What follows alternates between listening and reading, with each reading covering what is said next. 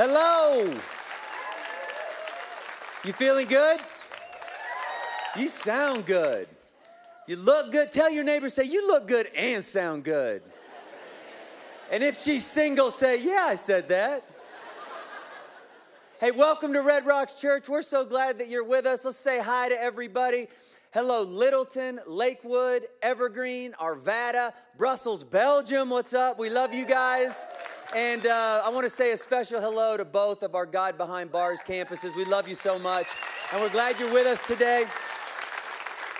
Let me start with a couple questions today. How many of you at every campus, raise your hand, how many of you were here for one of the Easter weekend services? Raise your hand.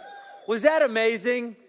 My favorite preacher on the planet, Chad Brugman, did such a good job, such a good service. So now if the person next to you did not have their hand raised right then, I want you to ball your hand up like this, and I want you to punch him right there, right above the knee. Give him a good one. Say, what's wrong with you? Don't worry, this is biblical. It's called church discipline. What's wrong with you? Get to church on Easter. All right, raise your hand if you were here for one of the Easter experiences and you brought somebody with you. Raise your hand. That's the real spiritual people right there. So that I did the same. I brought some friends Friday night and then some friends on Sunday. And the friends of mine that came Friday night, they actually came here to the Littleton campus. And it was funny because I was talking with them this week. Our sons play lacrosse together right now. And I was talking to him this week. And he said, hey, man, thanks for inviting me. And I said, hey, and he knows I'm the pastor. I'm like, look, dude, just so you know, like, I'm not going to be pressuring you and hounding you every time we see each other to come back to church. Like, I'm just not. You don't have to worry. And he goes, well, I didn't feel pressured. And he stopped for a second and he goes, but I did feel cornered. I said, what do you mean you felt cornered? He's like, well, most time when people invite me to church, I just tell them my kid's got a game and I can't make it. But our sons are on the same team, so I can't do that with you. He goes, then you threw the 27 services thing at me. And like, how am I going to come up with 27 excuses? He's like, so I didn't feel pressured. I felt cornered. But you must have been nice to them because they're coming back this week. And so I'm so excited. And let me just say this to my friends that are coming back this week and to a bunch of you who checked this place out for the first time and you're coming back this week. I just want to say we're so glad you're here. We hope you feel loved and accepted and welcomed because you are here. So welcome back. And let me just give you some quick updates for those of you who might not follow me on social media. I put this out on social media because I heard the night of. But get this, last weekend at one of the Easter services, 25,000 people came to one of the services. Is that crazy? 25,000 people heard God wants to renew, rebuild, restore, and redeem your life. Like, that's good news. But I'll tell you what's great news is this, and just try and wrap your mind around this for a second. 840 people raised their hand and said, I want to start a new relationship with Jesus Christ. Like, church, we're not just talking about wanting to see heaven get more crowded. We're watching it happen. And so that's a good thing. You can clap. Let's clap one more time because that's unreal. And let me just say this, if you were here last weekend or you've been just starting to come recently or God's been doing something in your heart recently, I want you to know it's just the beginning. This is just the beginning of what God has in store for this church family and for the families and individuals and couples and all of us here. I believe that what God has started in you is just the beginning. Ephesians 3:20 says this, God can do anything, you know. Far more than you could ever imagine or guess or request in your wildest dreams. He does it not by pushing us around, but by working within us, His Spirit deeply and gently within us. That's our God. Our God is looking at you today and He's saying it's just the beginning. I want to do things in your life that you haven't even dreamed of yet. I want you to experience things that you haven't even thought to ask me for yet. I have plans for your life. And because that's true of our God, we're starting a series today called Let's Go. Elbow your neighbor and say, let's go. Elbow your neighbor. Give them, there's a violent service today, isn't it? Elbow your neighbor, say, let's go. Let's go chase down some of these dreams, church, that God has put in our heart. They're there for a reason. Let's go chase down the plans that he has for us. Let's go chase down the life he has in store for us. And so that's what this series is about. And there's one thing that I want you to know right up top is every single week what we're talking about applies to you. It doesn't matter if you're way over here and you say, look, I don't even have a relationship with Jesus. Or if you're one of those people that say, I've had a relationship with Jesus as long as I can remember. It doesn't matter if you would say right now, I'm going through one of the toughest things that I've ever been through in life right now. Or if you would say, I hate to say it, I'm almost embarrassed to say it, but my life has never been better. I've never felt more blessed, or anywhere in between. This series is for you. You're not here by accident. God doesn't do accident. You're here for a purpose, and he wants to talk to you about your life, the purpose you were created for. Your God has a plan for you. That's why you're here. This applies to you. And you don't have to just take my word for it, all right? Let's take his word. Jeremiah 29:11. He says this, come on. I know the plans I have for you, declares the Lord. Plans to prosper you and not to harm you. Plans to give you a hope and a future.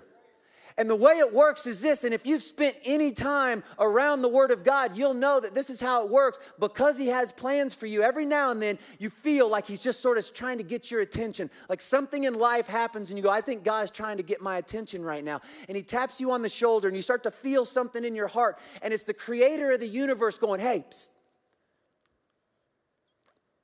let's go. I got plans for you. I got plans for you that you haven't even dreamed up yet. I got next level for you. I got new experiences for you. Let's go. You and me, let's go. And I believe that's where we're at as a church family right now. I believe that's where we're at, that God wants to talk to each and every one of us about what he has in store for us. So if you have a Bible, flip open to Exodus chapter 3. Our first let's go passage is in Exodus chapter 3. It's the second book in the Bible. If you don't have a Bible, stop at the info booth before you leave. We'll get you one. And if you didn't bring anything with you, the words will be up here on the screen. We're going to talk about a guy today named Moses. And even if you haven't been to church hardly at all in your life, you probably heard about this guy. He's one of the most influential people to have ever lived. And at one point, the nation of Israel was enslaved by Egypt for over 400 years. And God says, enough is enough. I'm going to get my people out. And he goes to a guy named Moses and he says, psst, let's go. Let's go get him. And Moses is going to go to Pharaoh. You've seen the Prince of Egypt with your kids, some of you, right? You know what happens. Moses goes to Pharaoh and says, let the people go. And Pharaoh says no. And then there's the 10 plagues. And finally they say, okay, get out of here. And the whole nation starts to leave. And then the Egyptians change their mind and they start chasing them. And then God miraculously parts the Red Sea, one of the craziest miracles they'd ever seen or heard about in the history of mankind. And the whole nation of Israel goes through the Red Sea. And then he closes it up behind them. And the nation of Israel is free for the first time in over 400 years, and God's going to bring Jesus into the world through this nation. And Moses leads the whole thing. But it all started on an average, ordinary day like this, where God tapped him on the shoulder and said, let's go. Let's read about it. Exodus 3, 1 through 4. Now Moses was tending the flock of Jethro, his father-in-law, the priest of Midian. And he led the flock to the far side of the wilderness and came to Horeb, the mountain, what does it say? Came to Horeb, the mountain of God. There the angel of the Lord appeared to him, ordinary, average day, going about his business, and God interrupts his life and says, I got plans for you. And I believe that's going to happen for some of you during this series. There the angel of the Lord appeared to him in flames of fire from within a bush. Moses saw that though the bush was on fire, it did not burn up. So Moses thought, I will go over and see this strange sight, why the bush does not burn up. And here it is. When the Lord saw that he had gone over to look, God called to him from within the bush, Moses, psst, Moses. And Moses said, here I am. And already two things immediately jumped out at me. First, God called him. Because Jeremiah 29:11 that we just read that says God has a plan for your life also applies to Moses in the same way it applies to us. And in the same way God has says, I got a plan for you. That's why I've got a call on your life. That's why I'm trying to get your attention. That's why I'm saying let's go. In the same way he said that to Moses, he wants to say that to you. He wants to say that to me. He's got a plan for us. He wants to call us.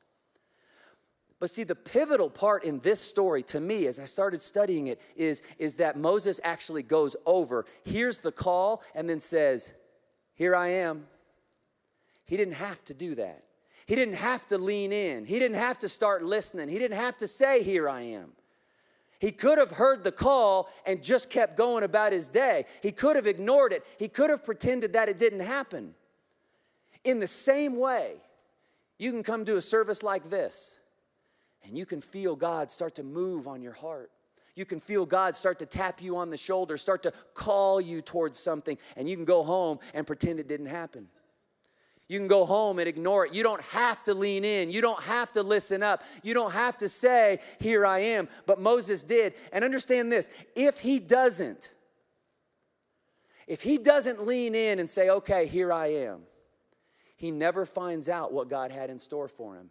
God's going to get the people of Israel out of Egypt. He'll just use someone else to do it. And Moses would miss out on this unbelievable experience and life that God has in store for him.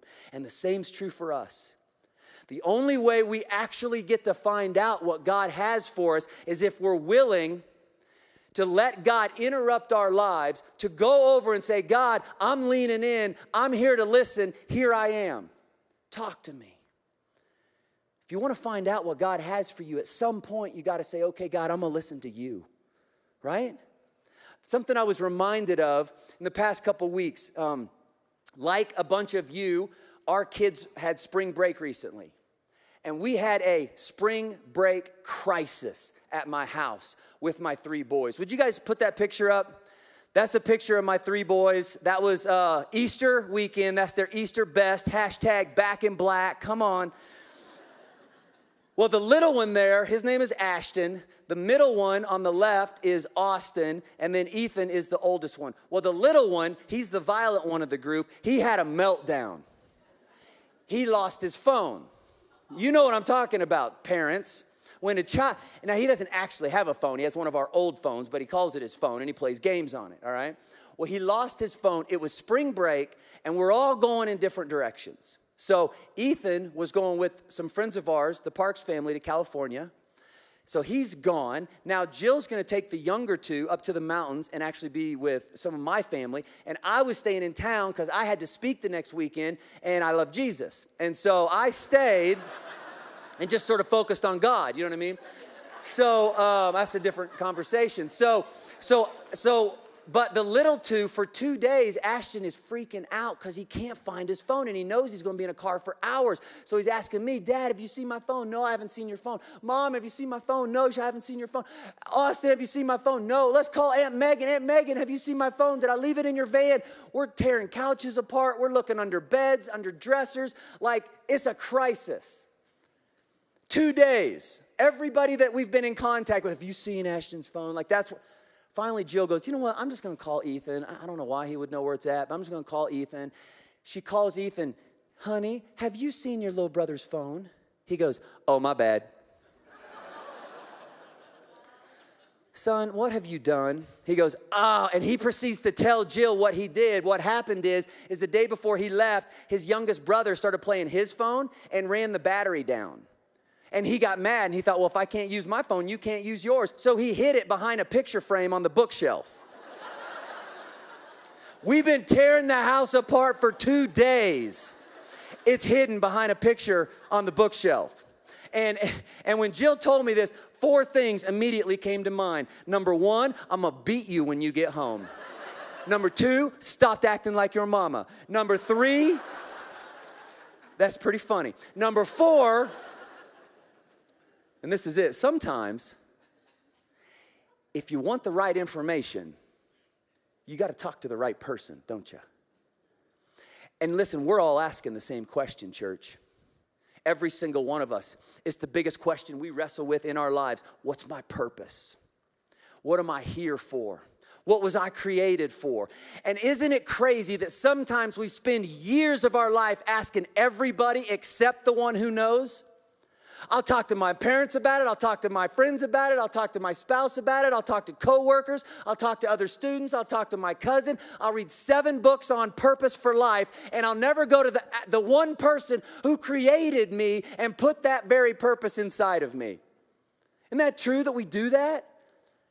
If you want to know your purpose, if you want to know why you were created, you got to go to the one with the answers, the Creator God, who hardwired your purpose inside of you uniquely and special just for you. There's got to be a time in our life where we go, okay, God, I'm actually going to lean into you. Here I am. Talk to me. And look, I got to get real practical real quick for just a second because 840 people raised their hand last weekend. I got to get practical real quick for just a minute. Because so many people are just starting going, how do I do that? How do I lean in? How do I say, here I am? Because let's reread Jeremiah 29:11. Who knows the plans? What did God say? For I know the plans I have for you, declares the Lord. That's why we lean into him. That's why we say, here I am. You talk to me. I've talked to everybody else about why I'm here. God, you talk to me. Well, what's that look like?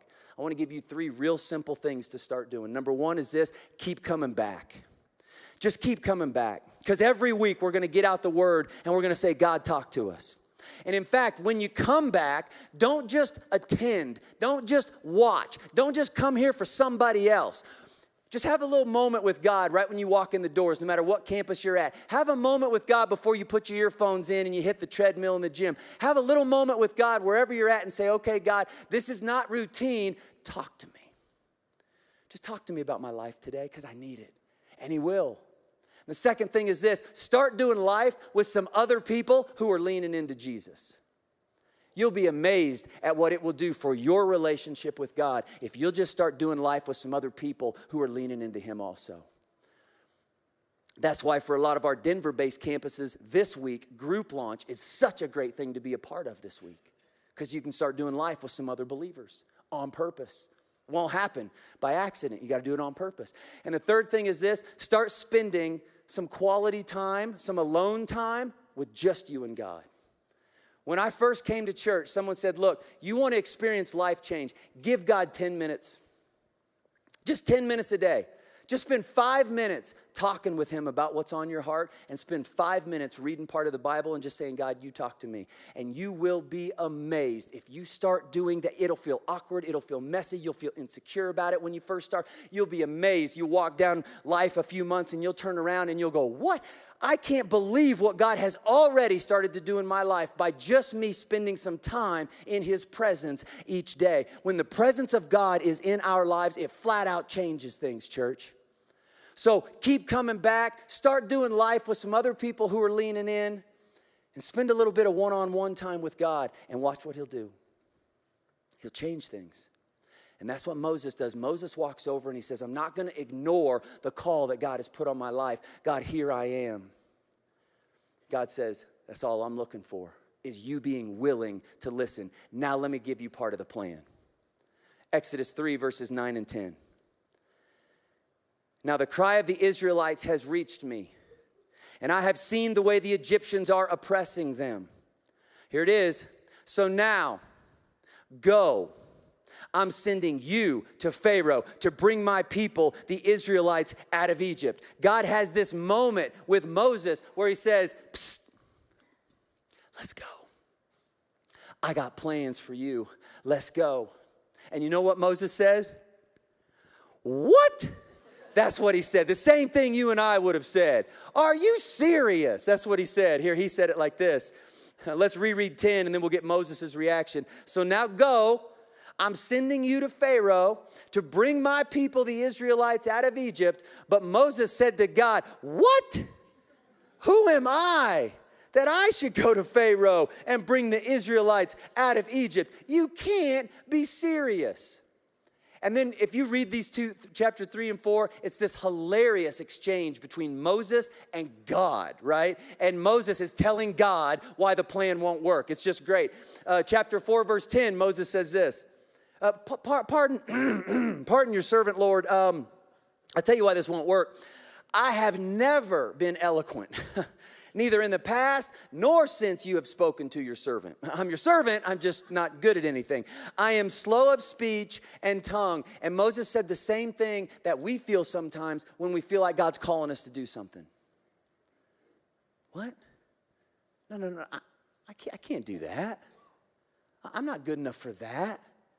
I'm not qualified to do that. I don't have the experience to do that. I don't have the know-how to do that. I don't have the finances to do that. I think I know what you're calling me to do. I can't do that. Moses takes it so far, he lets himself talk himself out of the dreams that God is starting to put on his heart. Watch this, verse 13.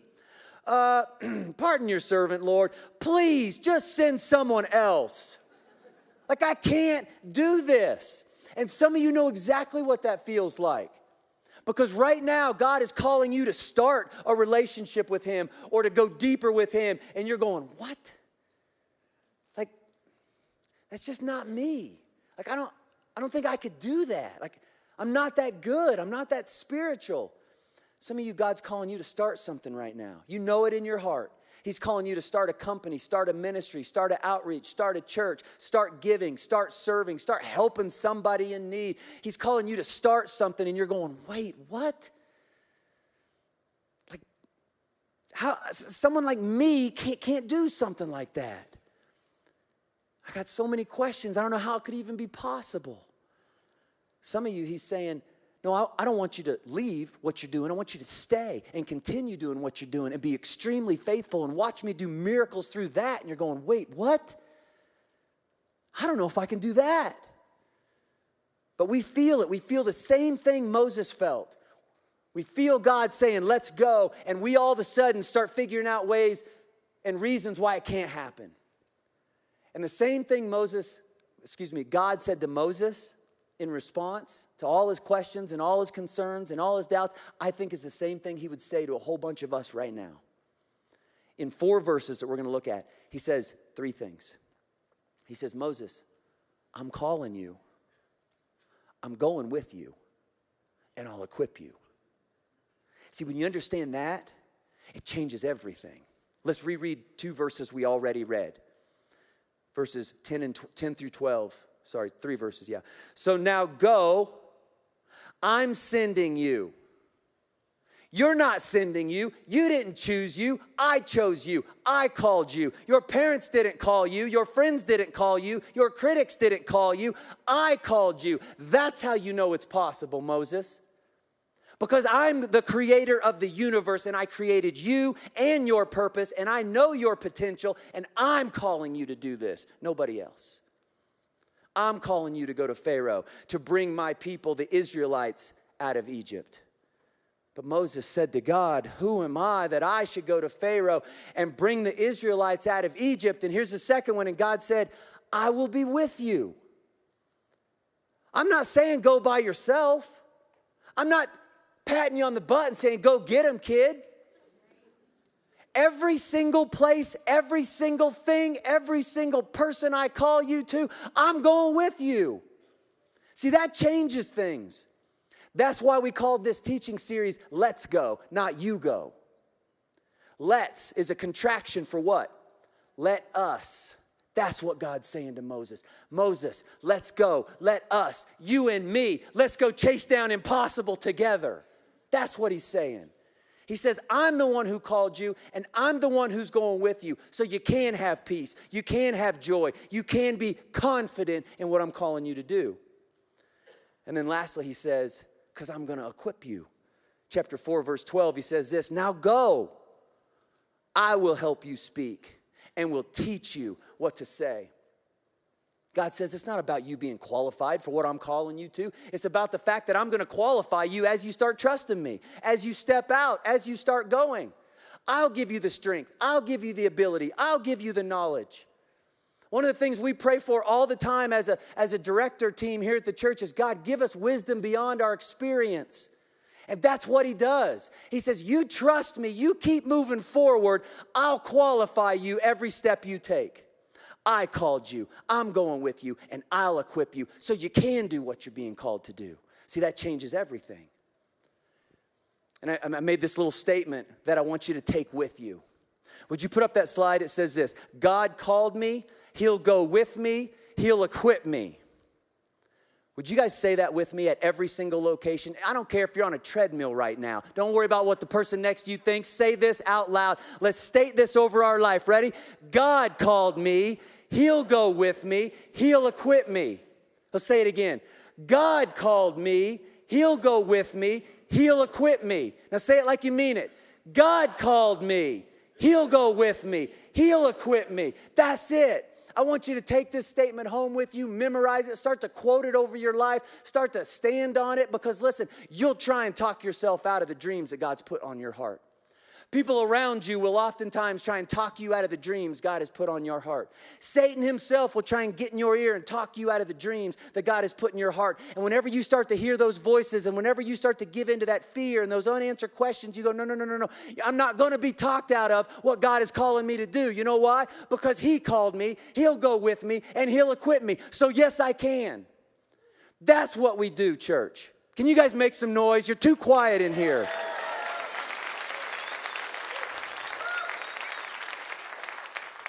God has huge plans for your life. And almost the second you start to figure out what those are, you'll start to doubt them. You'll start to doubt your abilities. You'll start to doubt the reality of what feels impossible. And that's why you remind yourself and anybody else who tries to talk you out of it, no. God called me. He'll go with me and he'll equip me. And that's why I can. Band, would you guys come up? I get so passionate about this subject matter, and I think it's because I'm so bad at it. If you knew me before I gave my life to Jesus, my family and friends probably would have said, he's a little too confident, just to be honest with you. A little overly confident. And for some reason, as soon as I started pursuing God, I started losing confidence. And I can't tell you how many days I have spent feeling insecure about what God has called me to do.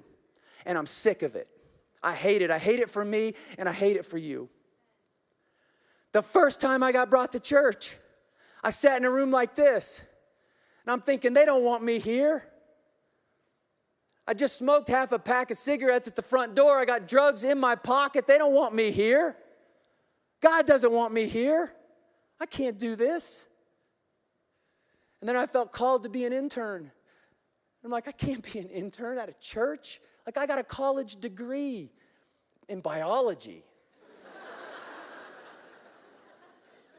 And then I felt called to be a pastor, and I'm like, I know I can't do that. I'm not good enough for that. I don't have the experience. I don't have the knowledge. I've never even read the Bible. Like, I can't do that, God. And then he called me to start a church, and I can't do that. And then about 3 Easter services into starting a church, I realized I'm still dealing with it.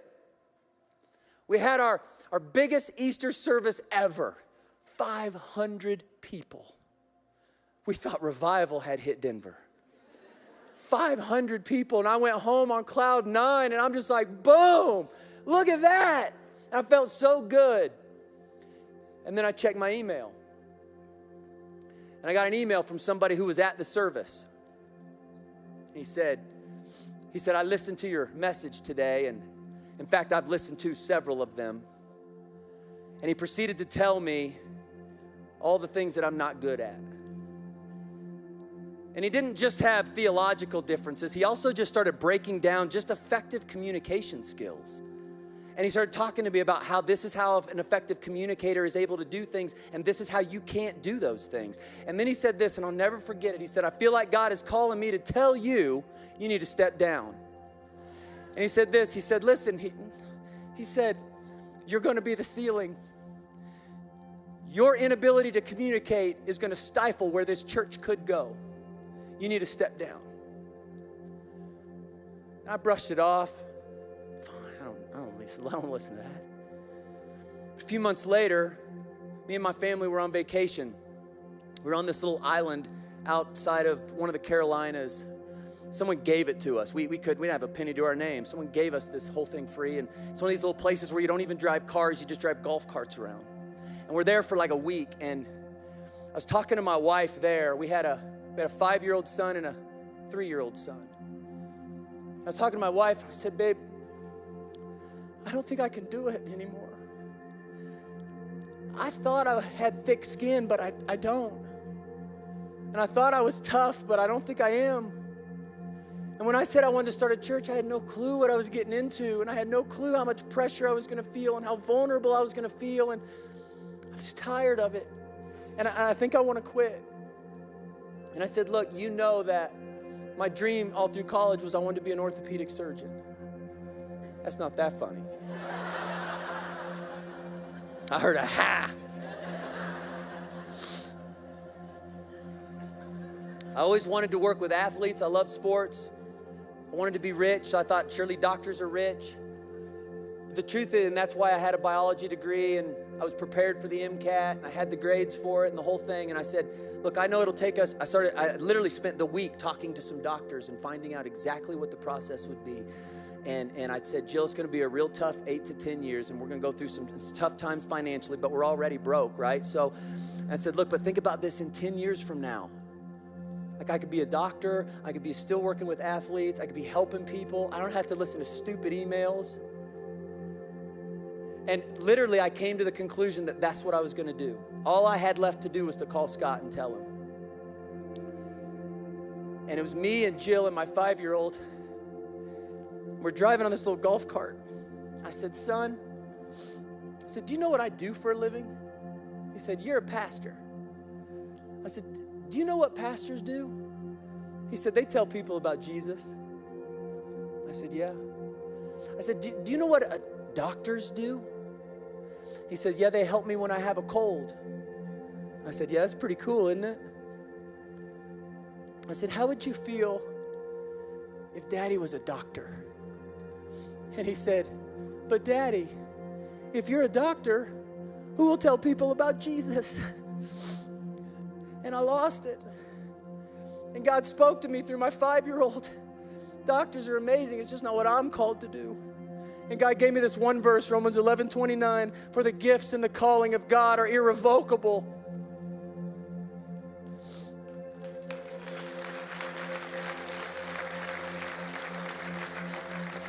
It took a 5-year-old to remind me that I am called. And I don't have to know all the answers, and I don't have to know how it's going to work out, and I don't have to always feel like I'm on top of the world, but I know I'm called so I can keep moving forward because God called me, nobody else. And He'll go with me, and He'll equip me. And I want to tell you that's the exact same thing for you today. I don't know what God's calling you to, but yes, you can. Would you guys stand up at every single location? We're going to sing a song. And I want you to declare this song. I want you to declare the words of this song over your life, that the Spirit of the Lord is with me. His presence is with me. And because it's with me, it changes things. And the plan that He has for my life, it will happen in my life. It will happen in the here and now. It will happen in the name of Jesus. Can you say amen? Amen. Let's sing this song with some conviction.